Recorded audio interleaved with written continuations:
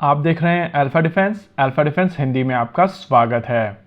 आज के इस वीडियो में हम लोग बात करने वाले हैं कावेरी इंजन को लेकर। देखिए, ये चीज हम सभी जानते हैं कि इस इंजन प्रोग्राम को भारत सरकार की तरफ से फंडिंग बंद कर दी गई थी और जैसे ही इसको एलसीए प्रोग्राम से डिस्कनेक्ट किया गया था तो नेचुरली जिस तरीके से भारत सरकार प्रोजेक्ट मैनेज करती है उस हिसाब से यहाँ पर प्रोजेक्ट को पैसे देना बंद कर दिया गया था।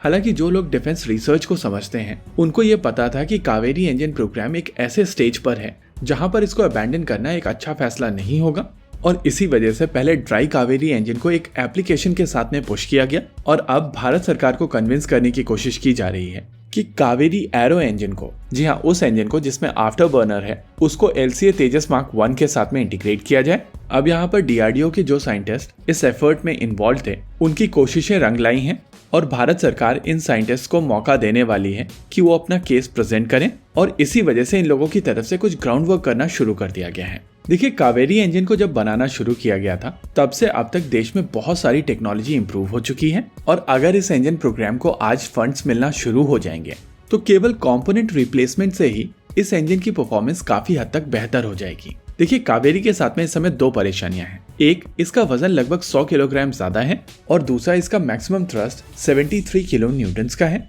ऐसे में अगर यहाँ पर नए कंपोनेंट्स का प्रयोग किया जाता है तो वेट रिडक्शन एक्सरसाइज कंपैरेटिवली आसान होगी और यहाँ पर थ्रस्ट भी काफी आसानी से इंप्रूव किया जा सकता है। लेकिन परेशानी ये है कि जैसे जैसे कंपोनेंट्स आप बदलेंगे वैसे वैसे इस इंजन को दोबारा सर्टिफिकेशन प्रोसेस में जाना पड़ेगा और अगर रीसर्टिफिकेशन की बारी आती है तो आपको पूरी एक्सरसाइज दोबारा करनी पड़ेगी। नेचुरल है कि पूरी एक्सरसाइज दोबारा करने का मतलब है आपको ज्यादा फंड्स चाहिए होंगे और उसमें कंपैरेटिवली ज्यादा समय लगेगा। ये चीज हम सभी जानते हैं कि भारत सरकार इन दोनों चीजों के लिए तैयार नहीं है।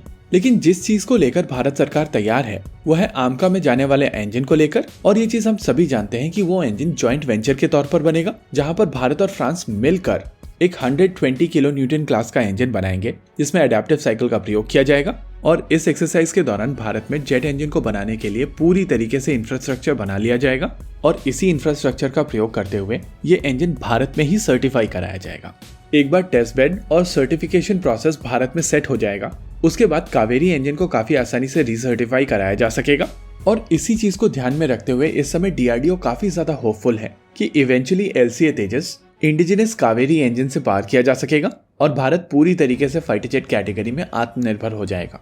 लेकिन अगर एप्लीकेशन की बात की जाए तो अगर आज कावेरी इंजन बनकर तैयार हो भी जाता है तो भी आप एलसीए तेजस मार्क 1A के लिए GF404 को लेकर कॉन्ट्रैक्ट साइन कर चुके हैं। इसके अलावा नए इंजन इंटीग्रेशन के बाद में आपको एलसीए तेजस को दोबारा रीसर्टिफाई कराना पड़ेगा जो खुद में एक बड़ा प्रोसेस है। इन सभी चीजों को ध्यान में रखते हुए डीआरडीओ की तरफ से एलसीए तेजस मार्क 1 के री इंजन प्रोग्राम के ऊपर कॉन्सेंट्रेट किया जा रहा है और वो प्रोग्राम कम से कम 10 से 15 साल दूर है। यानी कि अगर भारत और फ्रांस मिलकर आमका के लिए इंजन भारत में बना लेते हैं तो उसी इंफ्रास्ट्रक्चर का प्रयोग करते हुए भारत एक और इंजन बना सकता है और क्योंकि कावेरी इंजन प्रोग्राम की एप्लीकेशन भविष्य में काफी दूर है इस वजह से डीआरडीओ के पास में इस समय है कि धीरे धीरे सभी टेक्नोलॉजीज को पूरी तरीके से मास्टर कर लिया जाए और जिन टेक्नोलॉजीज को इस समय भारत में बनाया जा सकता है उनको धीरे धीरे नए इंजन के ऊपर ऐड किया जाए।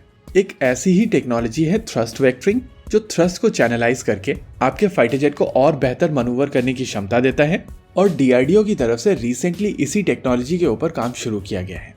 डीआरडीओ के प्रपोजल के हिसाब से ये प्रोजेक्ट भारत सरकार मिशन मोड में अप्रूव करे। ऐसा करने से इस प्रोग्राम में हर्डल्स कम आएंगे और इसके सक्सेसफुल होने के चांसेस बढ़ जाएंगे। होप यहाँ पर सारी चीजें क्लियर हो गई होंगी।